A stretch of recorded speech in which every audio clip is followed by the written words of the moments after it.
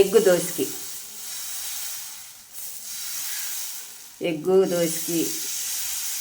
చాలా చాలా బాగుంది. సన్నగా పేపర్ దోశలాగా.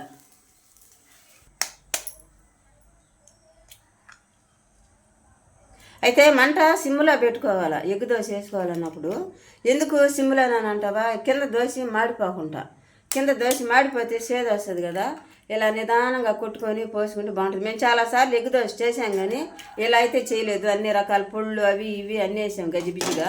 ఇప్పుడు దీనిలో కూడా కొంచెం కారం వేస్తాము, కొంచెం పచ్చిమిరపకాయలు ఆనియన్ వేస్తాము. అయితే కొంచెంసేపు దీన్ని కదపకుండా అలాగే పెట్టేస్తాం. కదపకుండా పెట్టేస్తే ఏమవుతుందంటే సూపర్గా ఉంటుంది గుడ్డు. సెగకి బాగా పైది కాలద్దు కదా, అప్పుడు బాగుంటుంది. ఇప్పుడు చూడండి పొళ్ళు వేస్తున్నాం.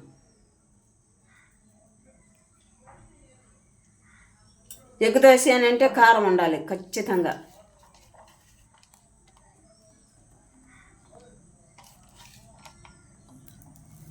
చూసారా కలర్ఫుల్గా ఎంత బాగుందో.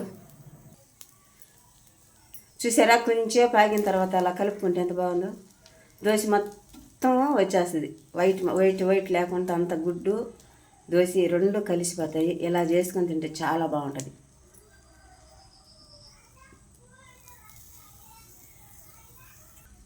అయితే పైనే కొంచెం లైట్గా నూనె వదులుకుంటే చాలా బాగుంటుంది.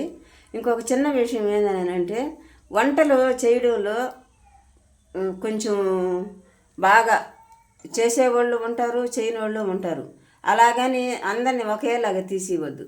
చేసినప్పుడు ఎంతో ఆస్తేనే కదా చేస్తాము. ఒక లైక్ కొట్టండి, షేర్ చేయండి, సబ్స్క్రైబ్ చేయండి, మమ్మల్ని ఎంకరేజ్ చేయండి, మాకు మంచి కామెంట్లు పెట్టండి, మా వీడియోలు చూడండి. మేము చేసినట్టు ఒకసారి మీరు ఇలాగ ఉందా బాగుందా లేదా అని మీకు అర్థం కావాలంటే ఒకసారి వంట చేసుకొని తిని చూడండి. అప్పుడే కదా మీరు మమ్మల్ని ఫాలో అవ్వండి. చూడండి దోశ ఎంత బాగుందో. దేనికైనా కూడా చూసేసి అబ్బా అనుకోకూడదు. దాన్ని చూసి అది ఎలా ఉందని ఒకసారి మీరు ట్రై చేయాలి. ట్రై చేసిన తర్వాత ఇది సూపర్ టేస్ట్ ఎమ్మీగా ఉంది అనుకొని చేసుకొని తినాలి. ఇలా తిప్పుకోవాలి. ఆ పక్క కాలిన తర్వాత చూసారా మాడుకుంటే ఎంత బాగా వచ్చిందో. అదే కానీ గుడ్డు తప్ప గుడ్డు పోసేసి మంట కానీ అయిలో పెట్టేసామనంటే కింద ఎర్రగా మాడిపోద్ది. ఎర్రగా కావాలంటే కాల్చుకోవచ్చు, దాని గురించి ఇబ్బంది ఏం లేదు. ఇలా కూడా కాల్చుకోవచ్చు. ఎంత బాగా ఉంటుందంటే అంత బాగుంటుంది.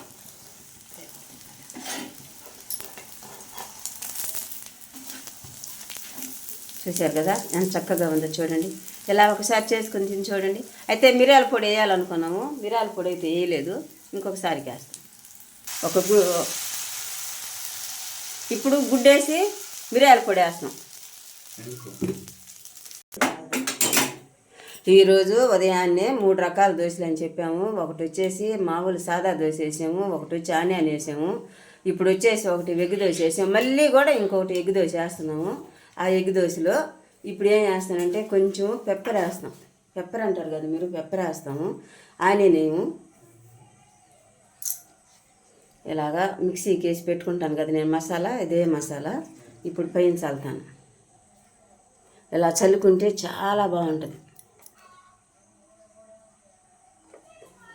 చాలు, ఎక్కువ వద్దు, ఏం లేకుండా సింపుల్గా పెప్పర్ వేసేస్తాను. చూసారా ఎర్రగా ఎంత బాగా కలిపిందో. మా ఈ వీడియో మీకు నచ్చినట్లయితే లైక్ చేయండి, షేర్ చేయండి, సబ్స్క్రైబ్ చేయండి, గంట సింబల్ కొట్టండి, మాకు కామెంట్లు కూడా పెట్టండి. అయితే ఇప్పుడు ఈ 3 కూడా మేము ఎన్ని రకాలు చేసినా అన్నీ కూడా సపరేట్గా చూపిస్తాము చూడండి. ఇది మిరియాల పొడి వేసింది, ఇది ఎగ్ దోశ అన్నీ వేసాం కదా, ఆనియన్ కారం అన్నీ వేసాం కదా, ఆనియన్ ఇది ఆనియన్ దోశ, ఇది సాదా. చూసారా 4 రకాలు మేము చెప్పాము, 4 రకాలు చేసి చూపించాం. ఇప్పాలన్నా కూడా ఇప్పుతాము, ఇబ్బంది ఏమి లేదు. అయితే సూపర్ టేస్టీ ఎక్సలెంట్గా ఉందండి. మీరు కూడా ఒకసారి ఇలా చేసుకొని తిని చూడండి, అది ఎంత బాగుందో ఒకసారి చూడండి.